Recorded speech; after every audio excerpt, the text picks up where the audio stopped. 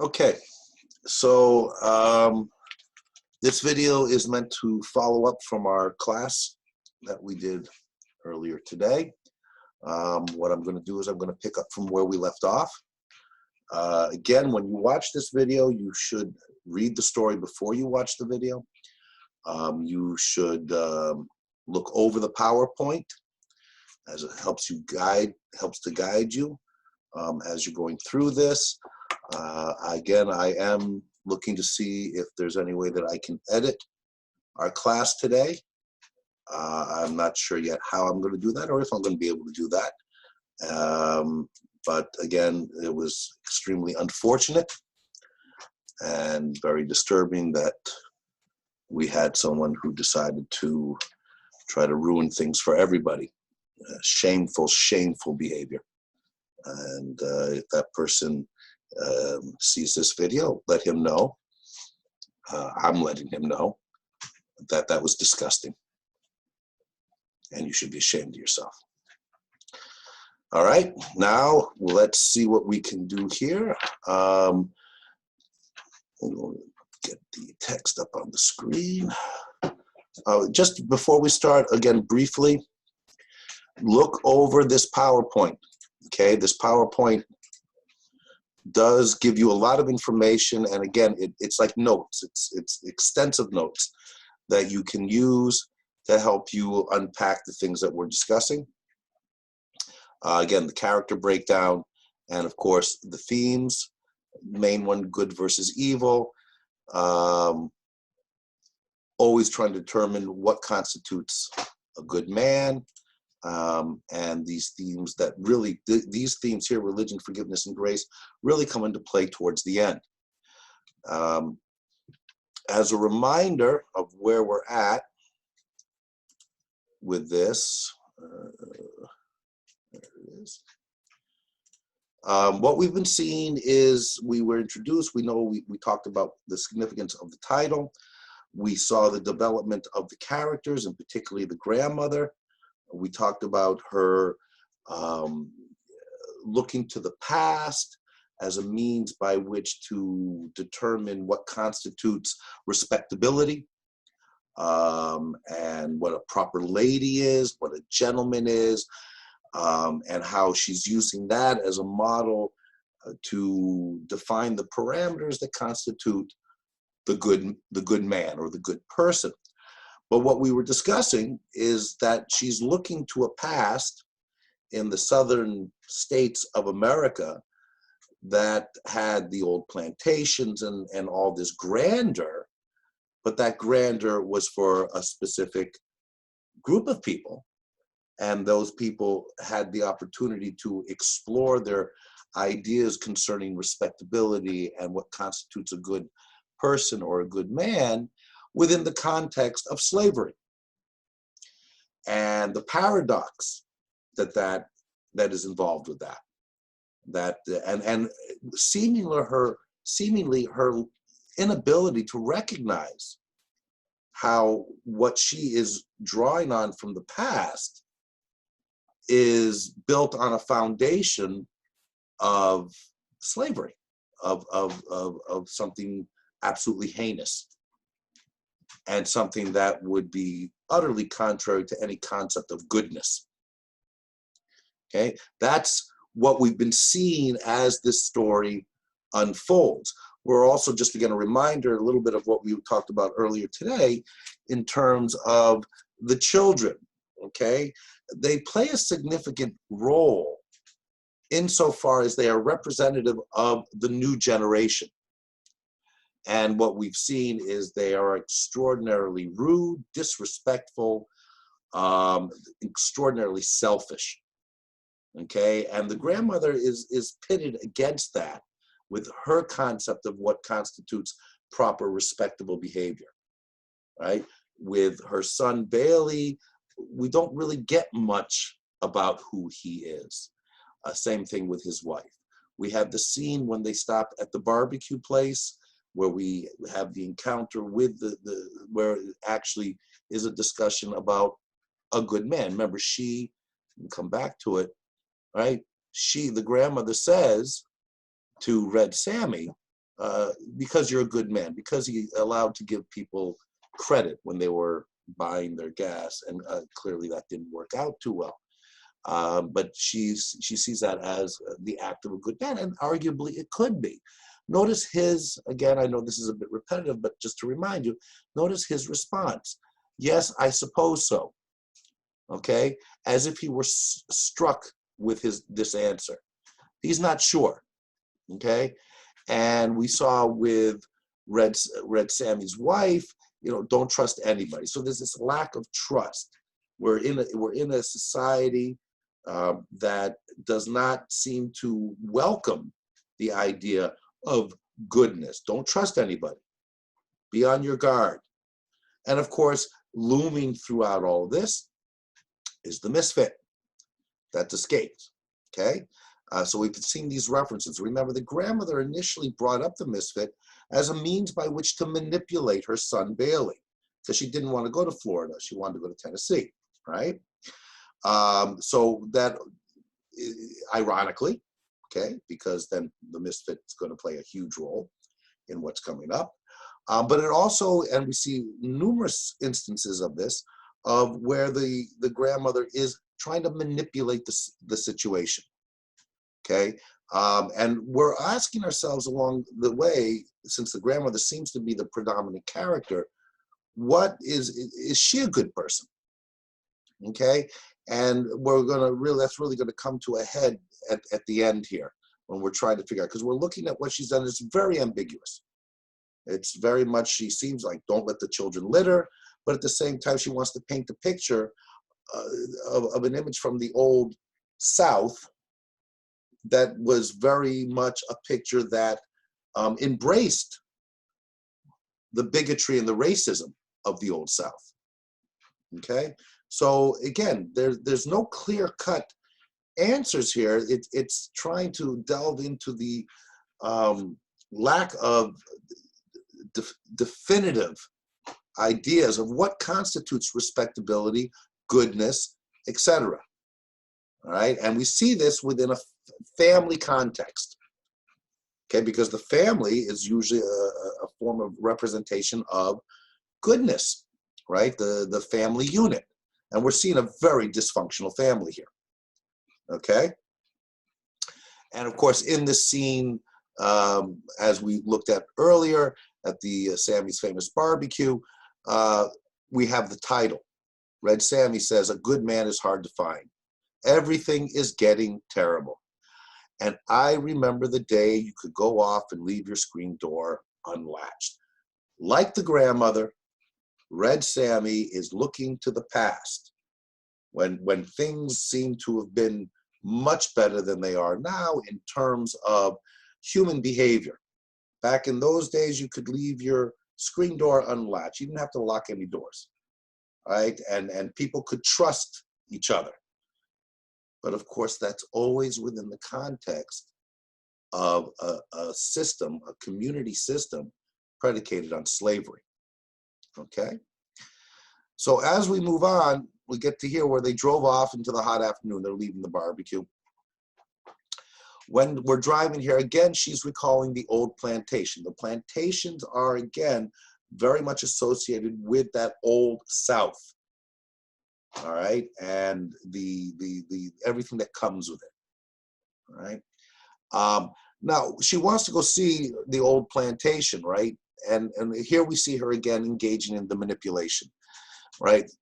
There was a secret panel in this house. All right. Well, how do we know this is manipulation? Because she's saying this because she's trying to get the kids to get their input, to entice them, because they will have a greater influence on Bailey and convincing Bailey to take a detour. So she's manipulating the situation. We know this because she said it craftily, not telling the truth, but wishing that she were. But she's doing it to achieve a purpose. This is an example of her selfishness, her self-absorption, right? And remember, she's the pivotal character here, very much fixated on her appearance, on being a proper lady, and conceivably seeing herself as a good person. even though this manipulative behavior would suggest otherwise.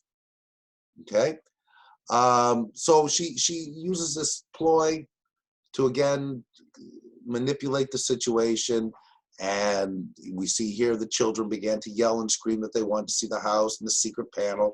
John Wesley kicked the back of the front seat, and June Star hung over her mother's shoulder and whined desperately into her ear.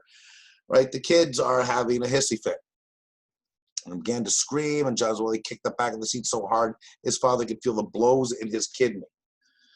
All right, so we're getting, again, this is representative of this particular generation, the youth, who don't seem to have the moral or ethical scruples that one would expect. No respect for their elders, no respect for their family. And the grandmother, again, still trying to manipulate the situation. It would be very educational for them, right? She's feeding. She provoked the kids by the discussion of the secret panel, and then she is in getting herself involved in this now forceful manipulation of Bailey to do a detour. Okay, so he agrees. He relents. Again, the children are spoiled. That's partly, again, a commentary on the family unit, lack of discipline, okay, lack of control over your children. And, John Wesley, the child, he's all set to sneak into the house, uncaring whether there's people there. And again, the grandmother recalling the times when there were no paved roads and 30 miles was a day's journey, reminiscing again about this past. When there was no paved roads and 30 miles was a day's journey. I mean, it's an odd way to be reflecting on the past. And again, is that something good? These are the questions that we're asking, because she's using the past to formulate her ideas of what constitutes goodness and respectability.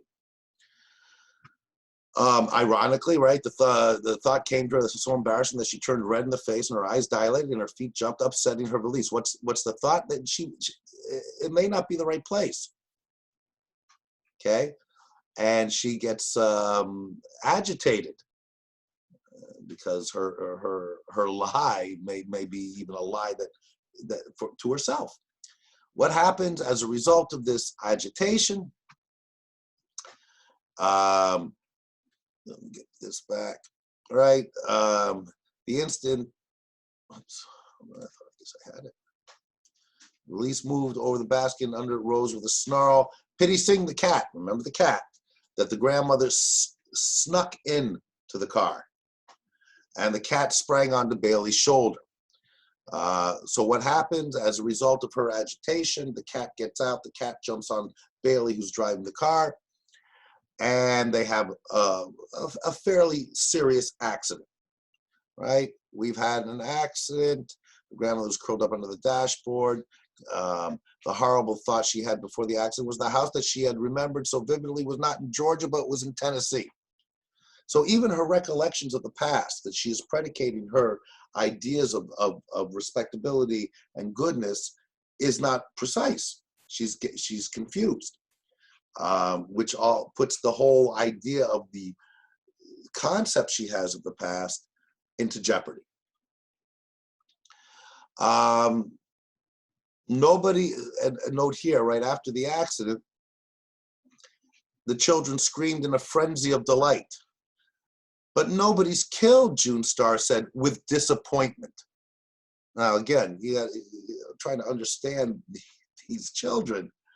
If anyone had been killed, it would have been one of her family members, and disappointed, and that they screamed in a frenzy of delight. There seems to be an utter lack of morality and consciousness, to a large extent, in the children. And this is the situation they run into after they have this accident. Car's wrecked, it's totaled, they can't move on it, they're stuck out in the countryside, and what are they going to do? The grandmother, I believe she has she's hurt one of her inner organs, and the mother, as you recall, has a broken shoulder. It's pretty serious stuff.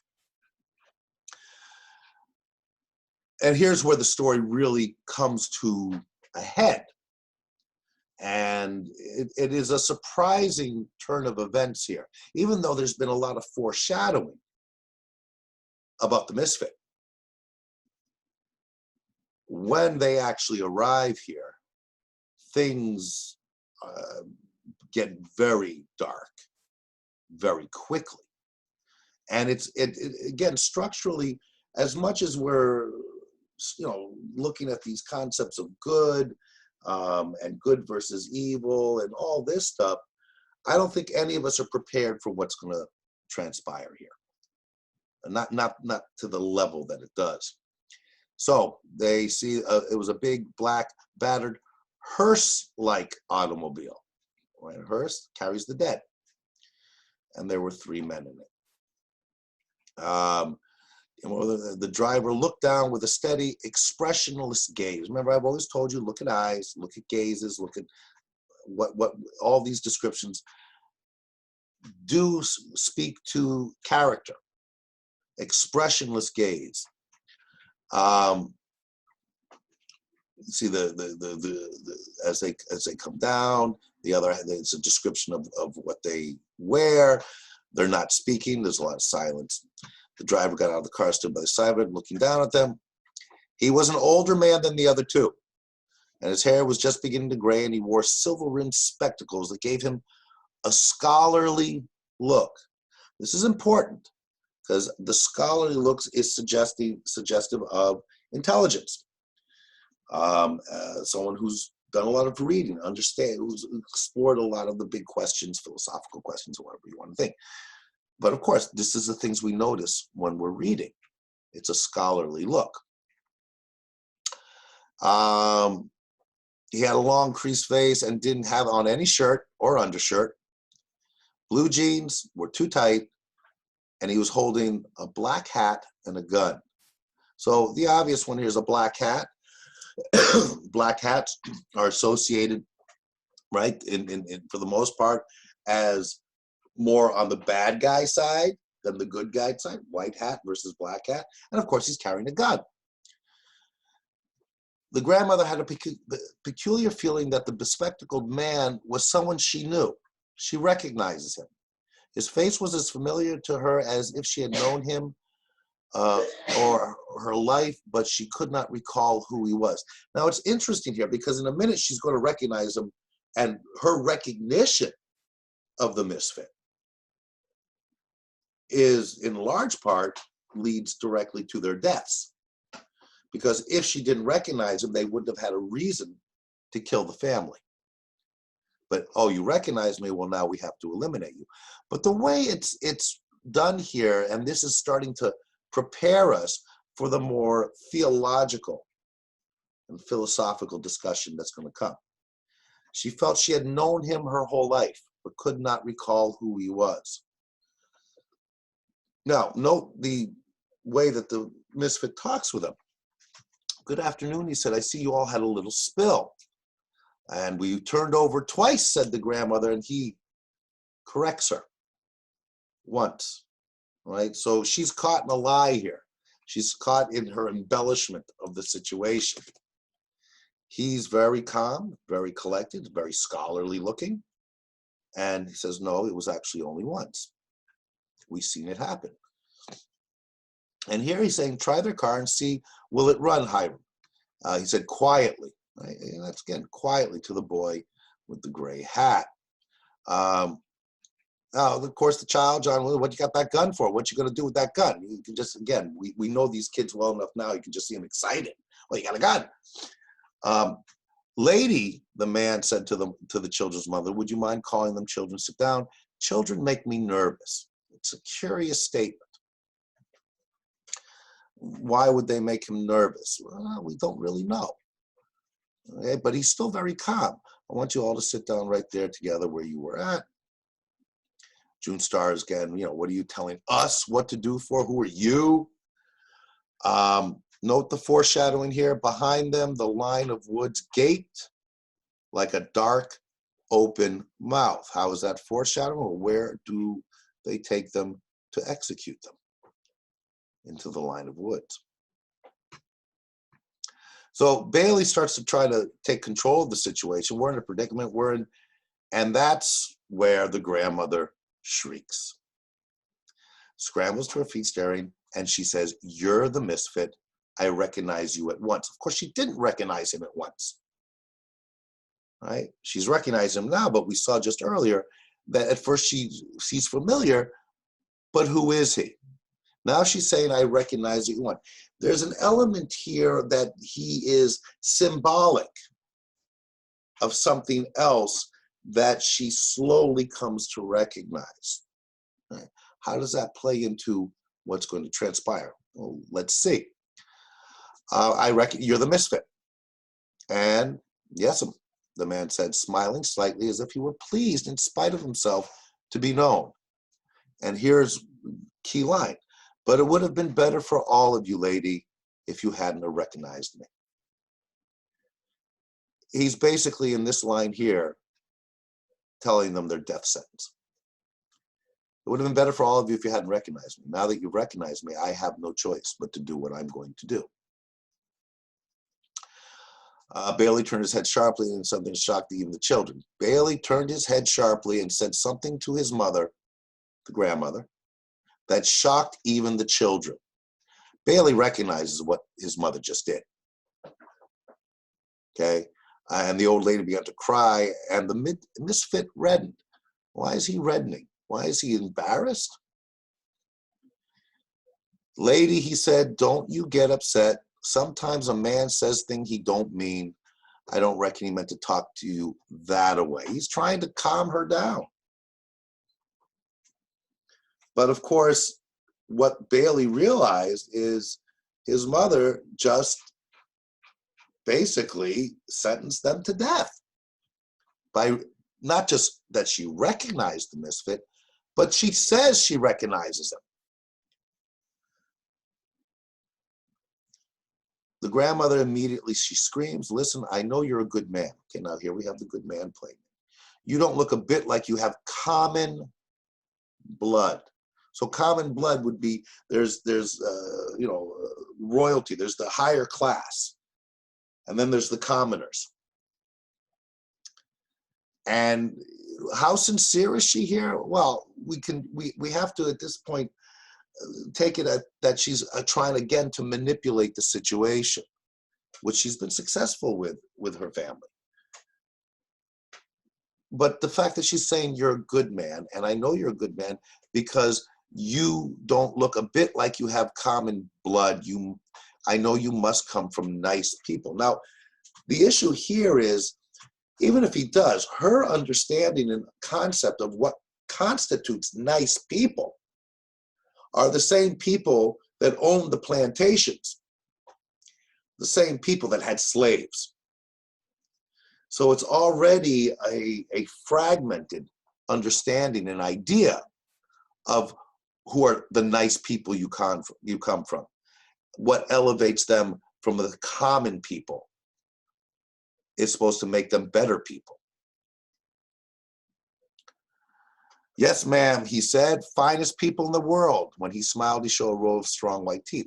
God never made a finer woman than my mother, and my daddy's heart was pure gold. Now, he's not saying anything about what the status of his mother and father were in terms of their being commoners or coming from an elevated family. He just talks about their basic constitution. Now, be attentive to the way that the misfit talks, calmly, intelligently, for the most part. He looked at the six of them huddled together in front of him, and he seemed to be embarrassed as if he couldn't think of something. Ain't a cloud in the sky, he remarked, looking up at it. Don't see no sun, but don't see no cloud neither. And again, the exchange here between the grandmother and the misfit is essential in this ending. Yes, it's a beautiful day. Listen, she said, you shouldn't call yourself the misfit because I know you're a good man at heart. I can just look at you and tell. Now, how can she just look at him and tell that he's a good man at heart? when she already knows that he's an escaped convict. Okay? Bailey understands. Hush, hush. All right, everyone shut up and let me handle this. He wants to take control because, well, the grandmother already got them in trouble. And then again, we're wondering, is the grandmother just saying this? Yeah, you're a good man, because she's trying to get out of the situation, trying to manipulate the situation. Well, that's what we're figuring at this point, because there's no reason for us to think otherwise. Hush, Bailey said. Okay, he was squatting in the position of a runner about to sprint forward, but he didn't move. The misfit responds to the grandmother saying, I know you're a good man at heart. I appreciate that, lady, the misfit said, and drew a little circle on the ground with the butt of his gun. He seems, I don't know, embarrassed by it, and notice that he calls her a lady. But if he is embarrassed in any way or shy in any way, it would have to do with what he's about to tell his fellow convicts to do. Take a half hour to fix the car. Well, first you and Bobby Lee get him and that little boy to step over yonder with you, the misfit said, pointing to Bailey and John Wesley. The boys want to ask you something, he said to Bailey. Would you mind stepping back in them woods there with them? No, the politeness of it. Would you mind? Okay, is he doing this simply so that they don't panic? Because they're not realizing what's about to happen? Again, he's a very strange and mysterious character in many ways, the misfit. Listen, Bailey began, we're in a terrible predicament. No one realizes what this is. His voice cracked. He knows. Okay. His eyes were as blue, intense parrots in his shirt, and he remained perfectly still. The grandmother reached up to adjust her hat brim, as if she were going to the woods with him, but it came off her in her hand. She stood staring at it. After a second, she let it fall to the ground. Remember, the hat is as a piece of her very conscious attention to the way she looks. The hat now falls to the ground. The hat is symbolizing her understanding of what constitutes a lady. It's important here that the hat falls to the ground. And we get an interesting dynamic here when Bailey's being led away with John Wesley. We get a sense here that he knows Bailey understands what's about to happen, but he says here, I'll be back in a minute, Mama, wait on me. He's talking to his mother, not his wife. And we see now the agitation in the grandmother. Come back this instant, his mother shrilled, but they all disappeared into the woods. Bailey boy, the grandmother called in a tragic voice. But she found she was looking at the misfit squatting on the ground in front of her. Okay, so the tragic voice and Bailey boy, we're seeing something here we really haven't seen before. We're seeing what seems to be a genuine concern that the grandmother has for her son. As if this kind of caring and concern for her son can only come out and be exposed in this kind of a situation, something as extreme as this. And then she turns again to the misfit. I just know you're a good man, she said desperately. You're not a bit common. She still is predicating her idea of what constitutes a good man on their birth, or if you come from a good family. And the misfit says, no, I ain't a good man, said after a second, as if he had considered her statement carefully. But I ain't the worst in the world either. Now we're getting really to the heart of the story, right? Good man's hard to find. But there are degrees of goodness and there are degrees of badness. And when we set out to make these judgmental proclamations as to what constitutes good and what constitutes bad, the misfit is challenging the grandmother. Basically, is the grandmother seems to have very set ideas of what it takes to be a good man. You have to be from good birth. You can't be a common birth. Well, it's not that simple. And he says, no, I ain't a good man. I can tell you that much. But I ain't the worst in the world either. And this is, again, we're getting this confusing portrayal of this guy, right? Remember, we had the similar things with the grandmother. Remember, the grandmother manipulating everything, and having these, wants to paint a picture of the South in its worst manifestation, slavery, but then doesn't want the children to litter. And here we see the misfit. I'm sorry I don't have a shirt on before you ladies. So he's actually playing the part of, what, a kind of gentleman? I apologize that I don't have a shirt on. I mean, if we haven't figured out at this point, we've read the story, we know it's coming. Is this appropriate when he is having them all executed? One is extraordinarily evil, and yet he's still latching on to these superficial understandings of what constitutes a gentleman or a good man. I shouldn't be here without a shirt in front of me. He explains why he doesn't have a shirt. He talks a bit about what, again, the children's mother is starting to, recognize where are they taking him. He's talking about his daddy. The misfit is, you couldn't put anything away. He got in trouble. Again, what we find out with the misfit in this conversation is he talks about how he went to jail, but he doesn't even remember why he went to jail.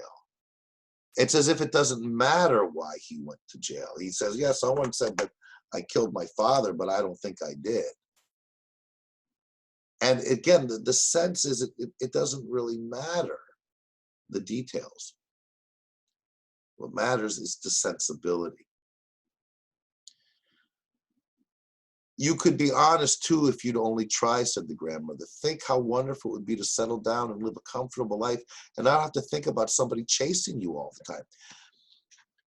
That makes sense. Is she trying to persuade him? Is she trying to manipulate him? We don't really know what the grandmother's up to here, because we've seen so many elements of her just being utterly naive.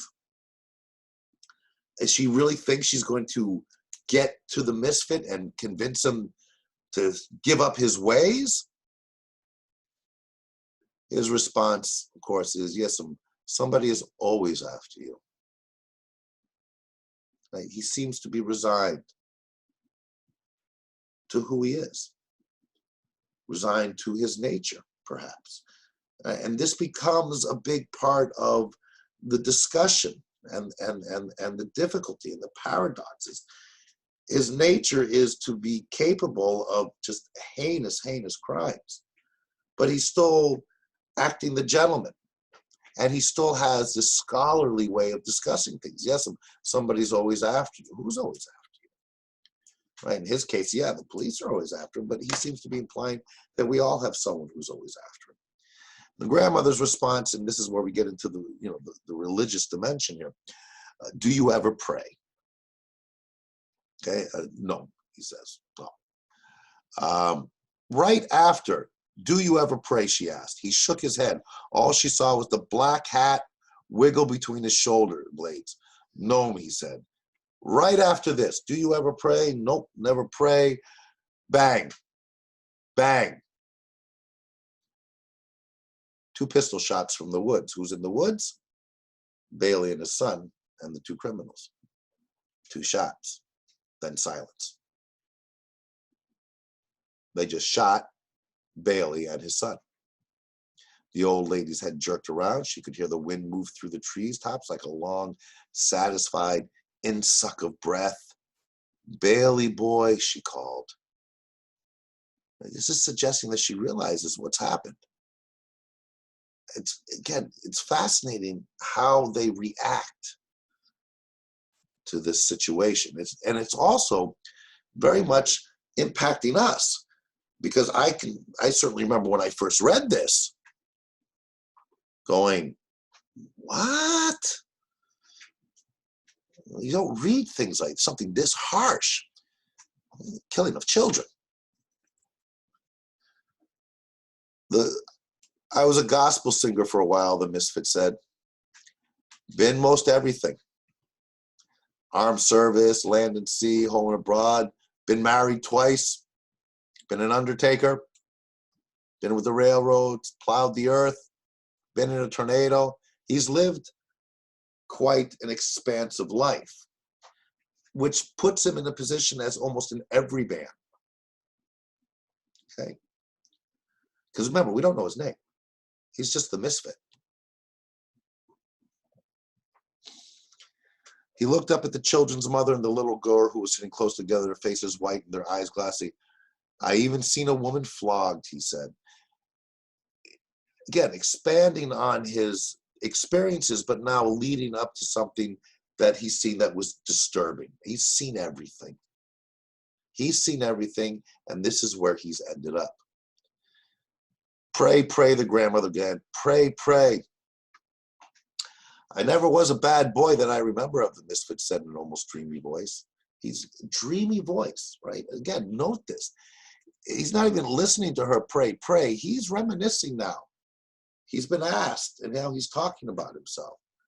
But somewhere along the line, I'd done something wrong and got sent to the penitentiary. I was buried alive. Doesn't even remember. Again, I talked about this, but emphasize, it doesn't matter what he did. But as a result of what he did, that one mistake, now he was, as he describes it, buried alive. It seems very hopeless.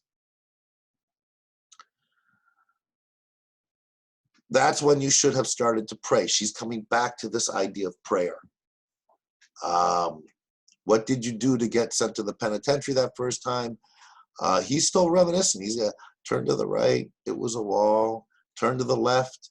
It was a wall. Look up at the ceiling. Look down at the floor. Forget what I done, lady. I sat there trying to remember what it was I done. I ain't recalled it to this day.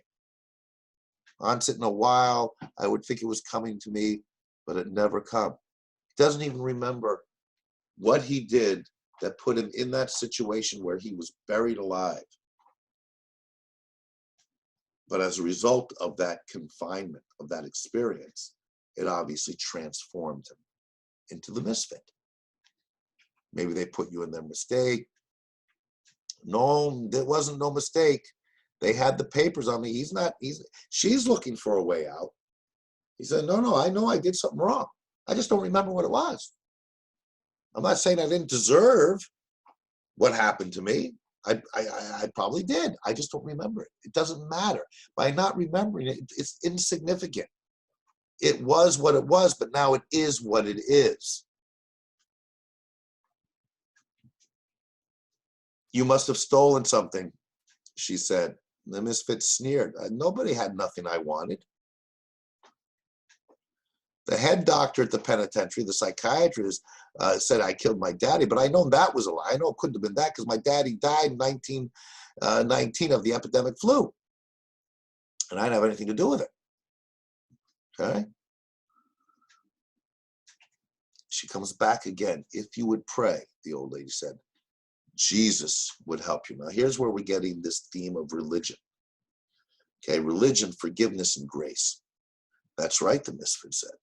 Well, then, why don't you pray, she asked, trembling. With delight, suddenly, oh, Jesus would help you. That's right. She's thinking now maybe he's having a revelation. And he says, no, I don't want no help. I'm doing all right by myself. Okay, that Bobby Lee and Hiram come back from the woods and they're carrying Bailey's yellow shirt. I mean, again, the callousness of this, the coldness of this. Throw me that shirt, Bobby Lee, the misfit said.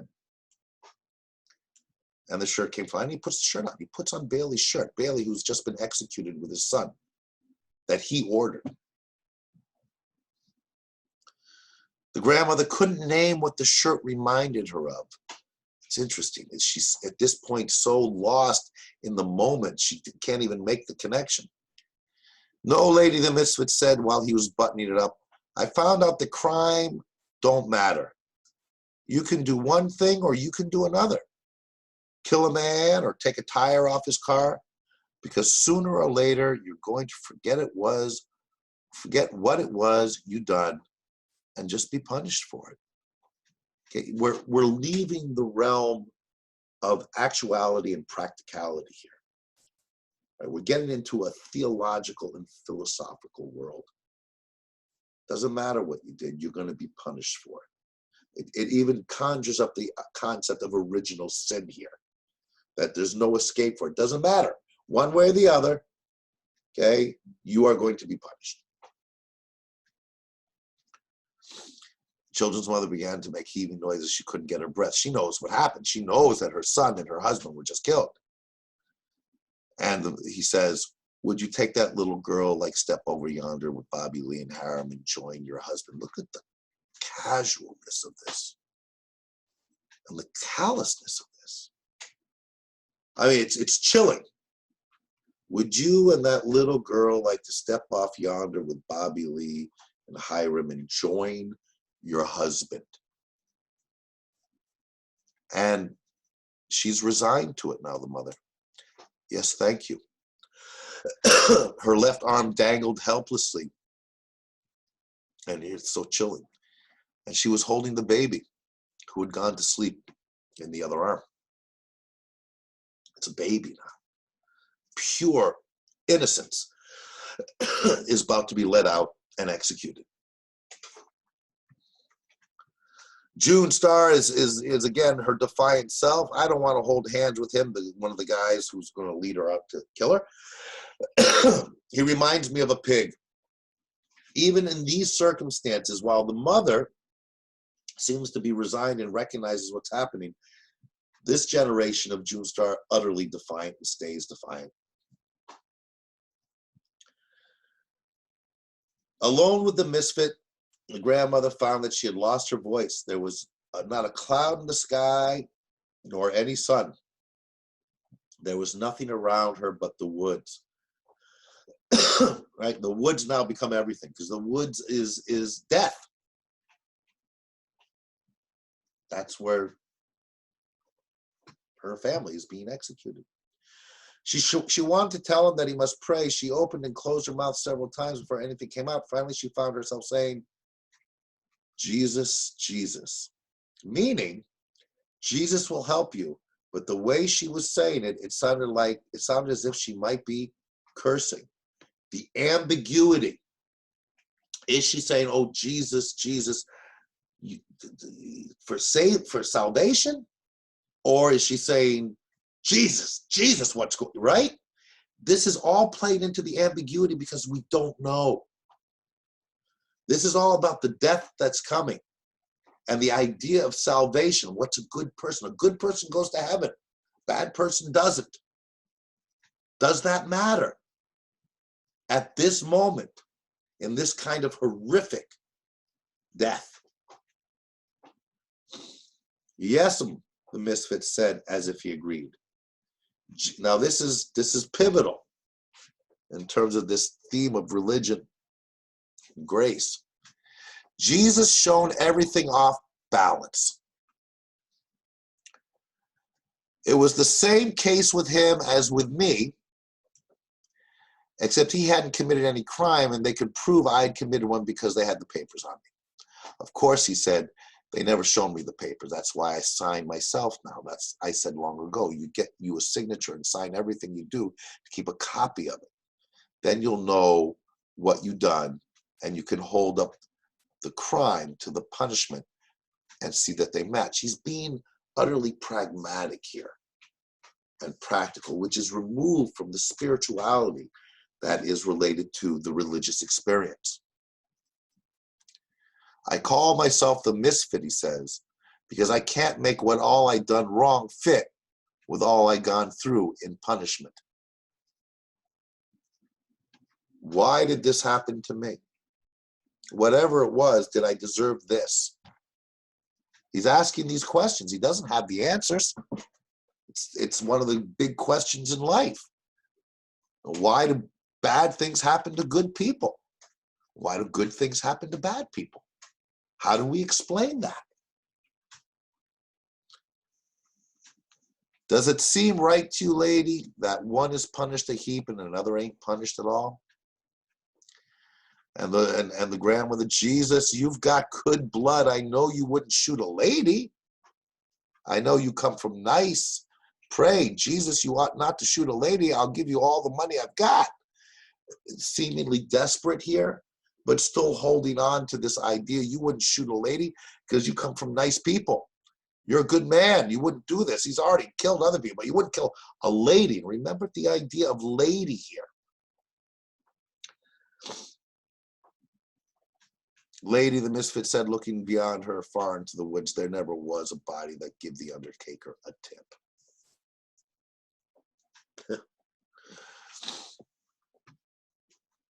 There were 2 more pistol reports, and the grandmother raised her head like a parched old turkey hen crying for water and called, "Oh, Bailey boy, as if her heart would break. Again, is this her heart breaking for Bailey? When we saw that there wasn't that much of a relation, but it is her son. Is something happening to her? Is something transforming in her in this moment of such extremity? And the misfit continues, Jesus was the only one that ever raised the dead, right? Lazarus. Jesus in the Bible raises Lazarus from the dead. And he shouldn't have done it. He's shown everything off balance. Okay, now this is the misfit analyzing the Bible, analyzing the Christian Bible here in terms of Jesus and the raising of the dead. And he says he shouldn't have done it because it threw everything off balance. If he did what he said, raising the dead, then it's nothing for you to do but throw away everything and follow him. If what the Bible says about Jesus is literally true, then it's nothing for you to do but throw away everything and follow him. And that will lead to salvation. And if he didn't do what the Bible says he did, then it's nothing for you to do but enjoy the few minutes you got left. Now, this is, on one level, directed directly at the grandmother, right? He's saying to her, if you believe in Jesus, don't worry, right? You'll go to heaven. You'll follow him. And if you don't believe in Jesus, well, enjoy the few minutes you got left. But he's also talking about this in a broader picture. He's engaging in this whole dilemma of faith. Fully believe in religion, then you shouldn't have fear of death. But if there's any doubt, okay, and we know there has to be doubt because we see the ambiguity in how the grandmother has behaved. It's a good man's hard to find because he doesn't even know what a good man is. So there's always some lack of absoluteness.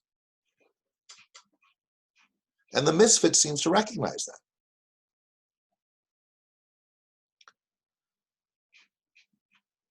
He makes this statement, no pleasure but meanness. If you don't believe in Jesus, if you don't believe in the literal events that are depicted in the Bible, then just get your enjoyment in any way you can before you die. And for him, the pleasure in life is through his meanness. Almost a snarl here.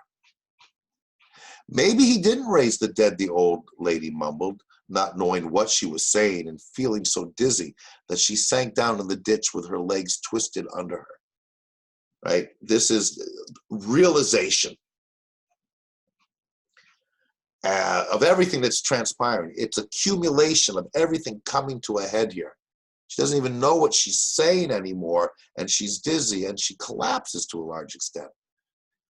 And the misfit says, I wasn't there, so I can't say he didn't. I don't know. Suggesting that no one can know. I wished I had been there, he said, hitting the ground with his fist. He's angry. I wish I had. It ain't right I wasn't there, because if I had been there, I would have known. Listen, lady, he said in a high voice, if I had been there, I would have known, and I wouldn't be like I am now. Without having an absolute knowledge, one way or the other, we're left in this state of limbo. And then the littlest things can send us off into whatever directions, because we're never certain. That's what's going on here. His voice seemed about to crack. He's getting very emotional here because he's frustrated. I wish I had known one way or the other, because it's the not knowing that made me who I am. I need certainty, and there is none. There's no way to know what constitutes a good man or a bad man anymore. Without that moral certitude of absolute faith, then nothing can be proven. The grandmother's head cleared for an instant. She saw the man's face twisted close to her own, as if he were going to cry. As if he's about to cry. As a result of this conversation, his frustration of the not knowing, if I'd only known, one way or the other, if I could have been there to see if Jesus was the Son of God or God, then I wouldn't be who I am. And this troubles him so much he's about to cry. And it obviously impacts her. And she seems to have, at this moment, this realization. And she murmured, why, you're one of my babies. You're one of my own children. She reached out and touched him on the shoulder. The misfit sprang back as if a snake had bitten him and shot her 3 times through the chest. Then he put his gun down on the ground and took off his glasses and began to clean them. This moment here, how do we interpret that? When she reaches out and touches him and she's saying, well, you're one of my babies. Is she having a moment of grace? Is it a moment when she's being touched by God and is realizing this, and everything else, all this superficiality that has been so much a part of her life falls to the side, and she has a realization.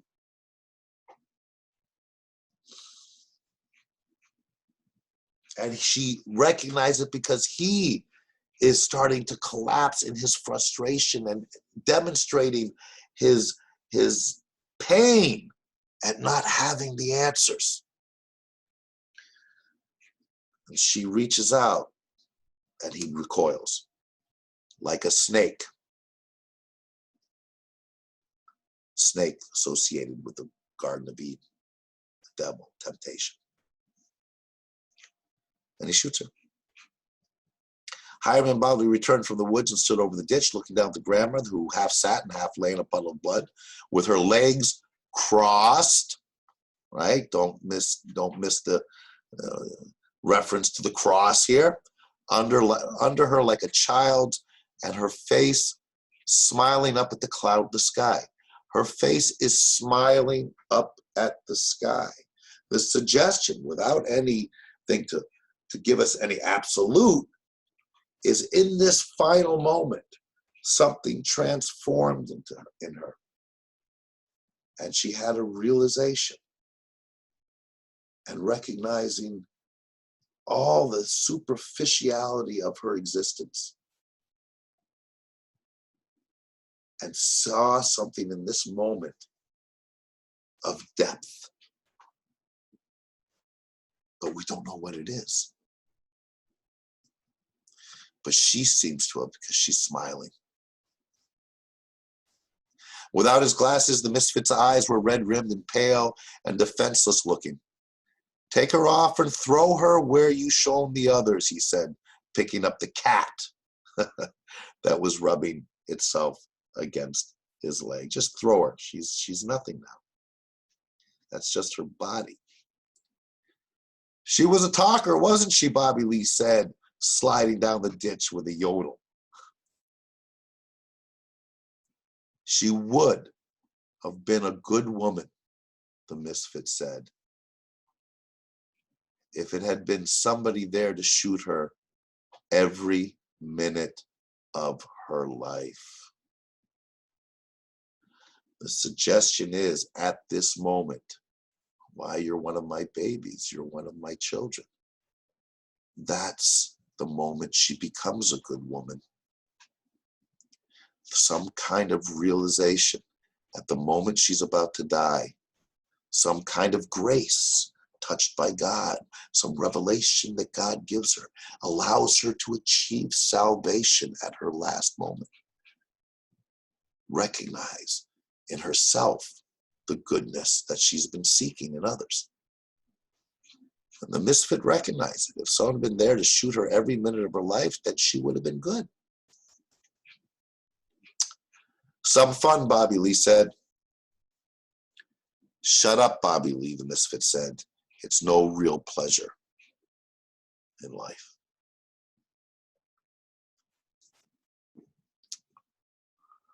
Wow.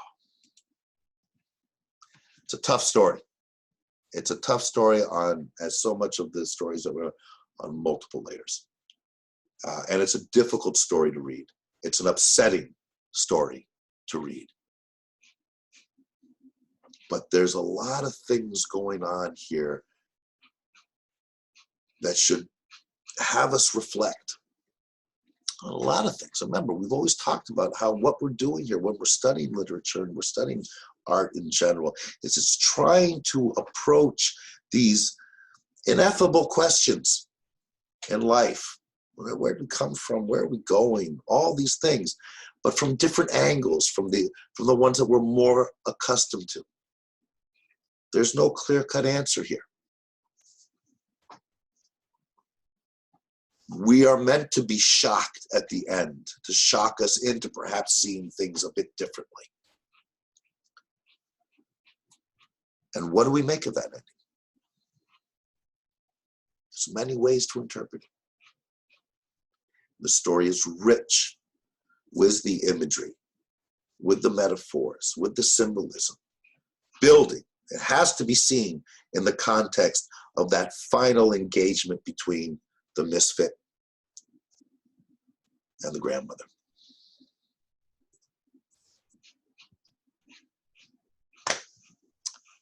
Food for thought. In any case, I will be posting tonight or tomorrow some more documents specifically geared towards the writing process of an essay. I've posted already the prompts for your choices of questions for your midterm. Remember, the midterm is a take-home. You have 2 weeks. It's due on the 20th. It is to be typed and submitted to me in a Word document. I will send a message reminding you of this. I'd rather Word documents than PDFs. Okay? And it is 600 to 750 words. But again, that I'm not a stickler for the word count. Do look at the documents that I'll be posting tonight or tomorrow regarding the structure, a bit about thesis statements, outlining, okay? And I'll try to do another video in relation to those they're not PowerPoints, they're just documents in relation to those documents. And of course, start reading Macbeth. We're spending the rest of the semester on Macbeth. Okay? Always remember, you can contact me through Omnibox if you have any questions or concerns. Everyone stay safe, and we'll be in touch soon.